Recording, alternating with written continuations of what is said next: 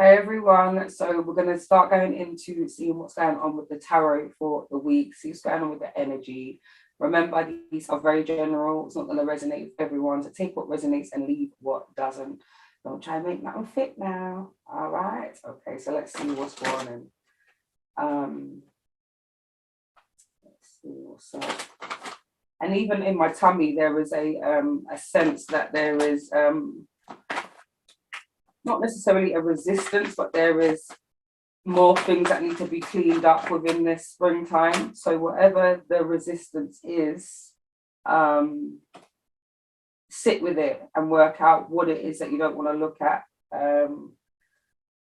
Weird that there is a resistance, but what is the resistance to?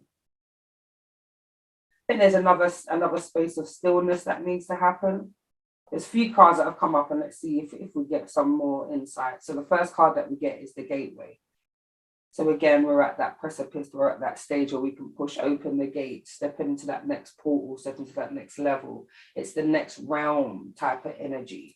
And for some of the females, it's going to be definitely sitting with your womb space and having some conversations. For the brothers, it's going to be that real, what am I bringing forth? What am I creating? It's that kind of energy. It feels very much like, yeah, it's seat of stability, almost like this space of, I think it's basically putting ducks in a row. I think, this seat, it almost feels like root energy, basic necessities, ensuring that you have the basics. It's almost even like I get this feeling like there's a how can I describe it? It's almost like a surge of energy that's going on, like butterfly feelings, like something's about to happen, and that something's on the brink, and it's almost like, well, I'm just going to wait for it to happen. But there's also certain aspects of your personality or things that you do that's going to highlight to you what to do next, if that makes sense. I think you've got to watch yourself. I think I want them to give me a better analogy. Can you give me an analogy for that? So what I'm going to say is, what's coming to me is sitting with yourself, doing some inventory on how you manage yourself and how you manage situations is going to give you a key tidbit to deal with the next thing that's going to come up and shake up your world, basically. So it's like, right, the last time I did this, I got so far, and there's going to be a little inclination in whatever you find out about yourself or your pattern, that's going to allow you to make different choices. So I feel like when we're moving into this gateway energy, it is very much sitting and asking those questions. And I know Daryl was talking about that Gemini communication. I think some of that communication is going to definitely be inward as well as communicating with others. Maybe you make them aware of where you're at, what this part of your journey looks like. Maybe it's one of them ones that's like, yeah, don't look for me for the next couple of days. I'm going to be doing such and such, because that's what's required, or something like that, to that nature.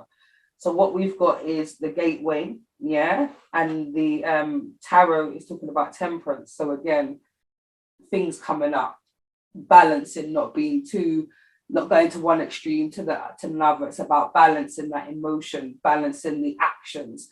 So it's like, you want to take action towards something, but you don't want to go full pelt without knowing certain information. So if I do this, it tends to make me break out. If I use that type of creams, if I eat that type of foods, there are ways in which you've got to examine yourself at the moment, and you've got to decide whether or not the reactions are worth it. So it's like, you may have one of them things like, yeah, I get a bit funny with dairy, but sometimes you're not business. You will go through the pain, eat the dairy, enjoy it at the time, and then your belly bubble up and you just be like, yeah, chop, you know what I mean? But other times you do that and it's at the deficit of you, and you think, why did I do that? I feel awful now, and it's taken me twice as long to get back to normal. All out of whack now. So it's just deciding what's the necessary evil. What are you willing to do? You know, what are you willing to give up as well? But it's a balance. So it's like, play with the energy, but know what you're playing with at that time, so that you're not what's the word for it? Caught unawares, especially as we're walking through this gate and we're dealing with shaking things off, you know, and having that deeper communication. So yeah, there might be some emotional stuff like you said, especially with the Cancer energy coming in. So I do feel the emotions are going to be called for to be tempered, and sometimes use that energy to get things done. If you've got that little bit of beans in your tin and you want to cuss somebody out, maybe you do some content that's high energy, and you talk about, you know, the need to transmute that energy and be like, hey, you know what happened? Or, you know, whatever, put it into dance, put it into something, you know, go and do something that's going to make you feel good. Or maybe you do just cuss it out. Do you know what I mean? But it's that balance of energy. And then we also have the star. So then, like I said, the emotions and what you find out about yourself is going to illuminate to you your abilities and the next level of your prowess. It's almost like we have to go through certain things just to peel away a little bit of some debris in order to see what else is underneath. It's sort of like buffing up that fine china that hasn't been touched for how long, and recognizing that you are this star, you are bright, but there are certain things that make us a little bit dim and not as feelers as ping and as vibes us as we should do. But the star's here to say you've got divine protection, you've got divine support, and you are that star. You are everything that is basically, like Daryl says, you're perfect by design. So it's that kind of energy, remembering that, you know, and cultivating this energy, that actually I'm moving towards something amazing. And as I'm going through this gateway, this next phase in my life, I'm going to not play it small, you know, and I'm not going to allow the small things. Basically, I'm not going to sweat the small stuff. Yeah, I'm going to get on and do this, and I'm going to get on and do that. So it's like it's the conscious decisions that's being highlighted. Definitely conscious decisions, communication, self-examination. And then we've got stillness. So again, that self-examination part is going to actually show you that you may not how much you're reacting to situations and not responding. So the stillness is going to allow you to respond in a way where you're coming from informed decisions. You know what's going on. You understand more. You've got more information. You're tapping more into your wisdom in situations, listening to that intuition.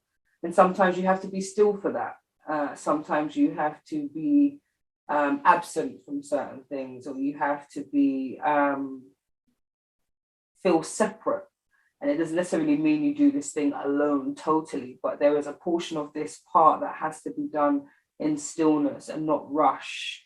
And I think when you move through the emotions with this temperance energy, it's going to expel some of the excess angst that sometimes creates this.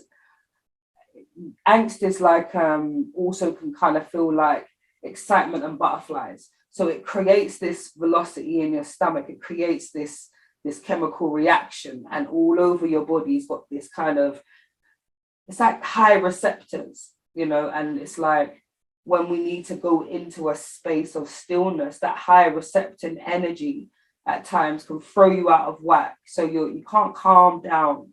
So it's all about coming back to center. It's all about doing things that ground you.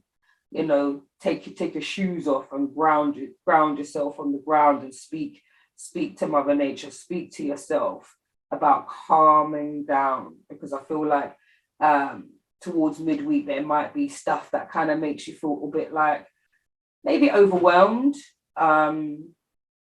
Maybe there's basically people coming with you with too much stuff. Sometimes it's like, whoa, give me a moment. Let me reset. let me wheel and come again. It's that kind of vibe. Let me come back to you on that one. Yeah. It's too much information all at once. And that could be also social media overload, news, publications, people telling you of what's going on in everybody's lives and what's going on in general. It's a whole lot of information that sometimes can be a lot.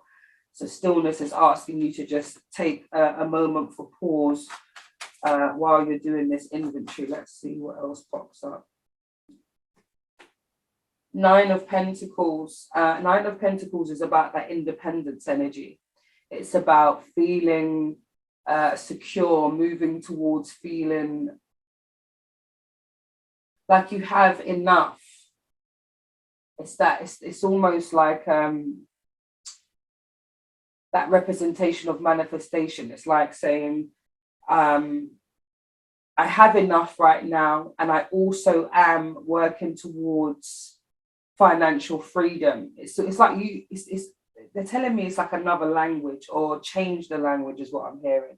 Change your language around your physical matters, what's going on in your life, money, health, business. Watch your words is what I'm hearing, because there is definite energy around manifestation and itchy palms, putting your hands to things that are going to be lucrative, so that your hands are not idle. Keep hearing idle hands. Try and put your hand to something. If you kind of feel itchy and you kind of feel like, oh, there's a little thing in your tin, like beans in your tin, and start to think about it like, okay, so how can I make this work for me? How can I make this, how can I take this idea and bring it to the forefront? How can I create this? So definitely it's about this physical space. And I like that, because at the end of when you're coming out of your stillness, there's always an action that is illuminated to you when you have your stillness. Because I said a lot of going to be going on in the mind. It's going to be a lot of inventory, a lot of balancing the emotions, working out where that's from. And then also you've got the Hierophant, and the Hierophant speaks about this space of traditions and routines and christenings, weddings, spiritual practices, utilizing the tools. So again, like we were talking about having spiritual baths and doing things that are slightly different, but still in your pattern. It's like them creating that routine almost. So it's like they're saying there's quite a lot going on here. This energy feels like this stillness part. I feel like it's going to probably take a good couple of days, and I think maybe two to 3 days of rebalancing when all of this emotional stuff takes to the forefront, especially when Temperance is here saying, yeah, there's going to be a bit of sparks in your energy. And I feel like the Hierophant is saying, don't forget your spiritual practices. Don't forget, the way you do things, how you bring yourself back to center, who you are, that you are the star, that you are a child of the Most High, that you are, your ancestors' wildest dreams realized. It's about remembering that and cultivating that energy within yourself. And I think that will bring down the angst and bring the grounding, because then you won't feel so, what's the word for it? You will know that it's about just being, we are everything and nothing all at once. If you can get to a space when you know that I'm everything and nothing all at once. So what's the big deal? Essentially, I'm moving through this space and this phase, and there's no need to beat yourself over the head about, the things that haven't been 100%, but that the best way to, the best way to function is optimally, which is positive and high and light and breezy and loving and peaceful, and that should just be the spur on itself, not necessarily the angst or things thumping you up. Do you know what I mean? And that's can build up a whole load of other energies. So what we're moving towards is a purification of our energy, our bodies, our minds. I think what's really lovely is that there is a washing away, and I think, like I said, about the having spiritual baths and taking some time to just be. And I think even just being wet up in the rain, I think I can see like splashing and stuff like that. And I'm like, why rain? Why rain? So I'm asking, like, what? It's like it's like remembering your childlike self. It's like I'm seeing people kind of running around in it and not being like, oh my God, my hair, or oh my God, my clothes is getting wet, but just basking in it and allowing the rain to just wash away. Yes, there's a lot of visuals today. Really, really vivid. It's very pretty. So yeah, I think it's about this energy of, it's really lovely. Yeah, it's I think it's about that childlike state. And there was a purification in that, because it's like doing away with the sense of responsibility and duty that can sometimes strip us away of the joy and the fun and the excitement that life is. Yeah, so they're saying deal with the child, deal with the inner child. Keep giving them opportunities to sing, to speak, to dance, and that will help things to move. It's like that energy of pouring into oneself. The more you pour into yourself, the more clearer and lighter you feel. Opposed from just digging and taking out or whatever. There is a pouring in energy. It's lovely. So the tarot is saying with this purification energy is going to give you much more vigor and energy for your business, work, tasks. Because this is the Eight of Pentacles, and the Eight of Pentacles talks about looking at how you do things, and the changes that you need to be made within your routines and the disciplines towards your business, your projects, how you deal with your career and work right now, even your hobbies. It's saying take inventory on what needs to be moved around, where you can clean up, the energy or the space around the things that you're doing.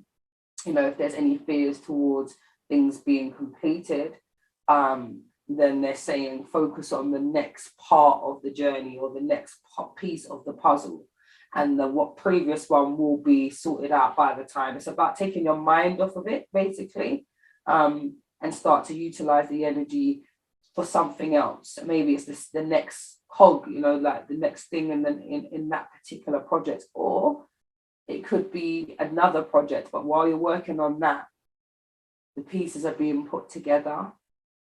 Yeah, for some of you, it's this particular thing that you're nervous about, whether it's going to come to fruition, or just an anxiety of when it's going to take off or whatever. And I think once you kind of take your mind off of whether that's going to do so, all right, well, let me deal with the paperwork then while that's being done.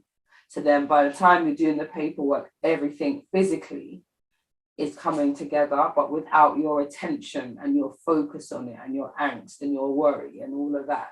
It's that kind of space, utilizing the emotion and the energy to put towards something else. So the Eight of Pentacles energy is going to be brilliant because you have already expelled some of that energy from before with the stillness and looking at your spiritual practices and standing in the gateway and balancing those emotions and recognizing who you are and remembering who you are at your essence. And then we also got the Ace of Pentacles. So the Ace of Pentacles is unlimited abundance. It's that space of things coming through, opportunities, you carving out opportunities, work, finances, trips, land. What else I can see? developments. I can see some crunching numbers. I can see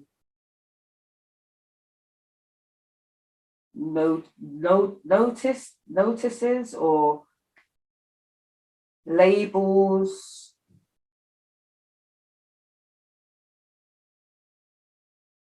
Journaling.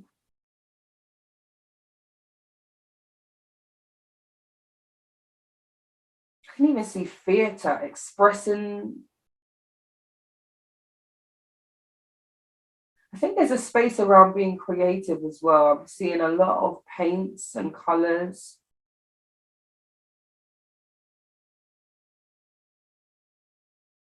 Yeah, this Ace of Pentacles is talking about the vastness of your ability, and I think you need to look at what can be monetized, because I think for some of you this is something that you can create with your hands.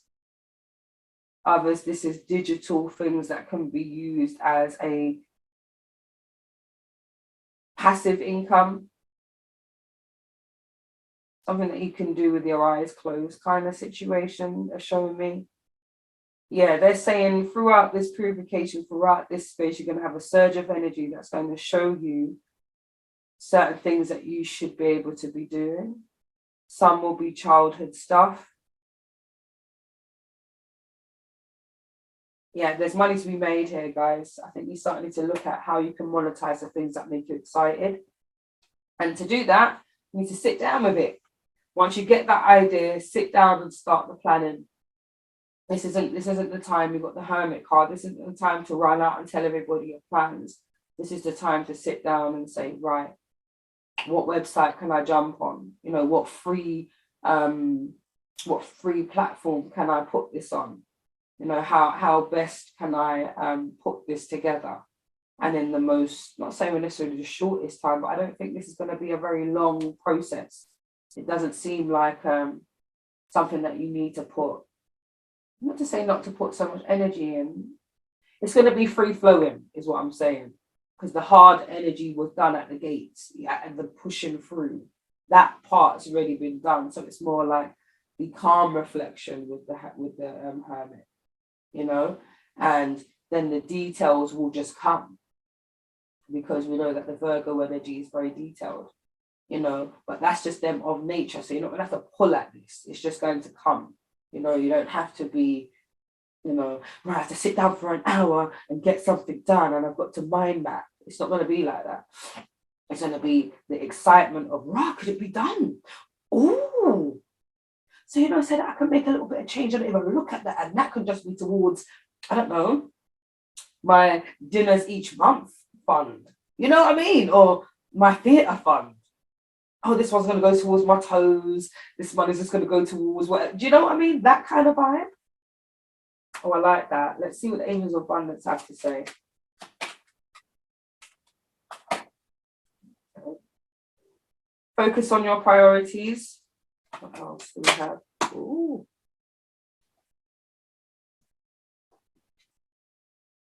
See what that one says. Well, for some of you, it's about detoxing your friendships. I don't really want to take all of these. I'll take one more. Let's just make it plain. I don't want a whole heap. Just one more, please.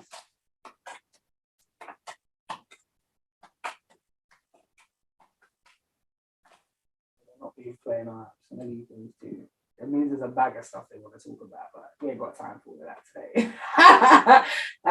today. So the first one we've got is focus on your friendships. So it says, where you put your focus is where you receive your outcome. Your priorities are calling you, which may produce a feeling of anxiety unless you give them the time and attention that they deserve. Even a small amount of time devoted to your priorities will help you feel better and more confident. So again, like I said, once you do the little things and you realize what it is that you need to do, it's not going to feel harsh. It's not going to feel like, oh man, because you're going to kind of feel like, oh, okay, let me have a look at that.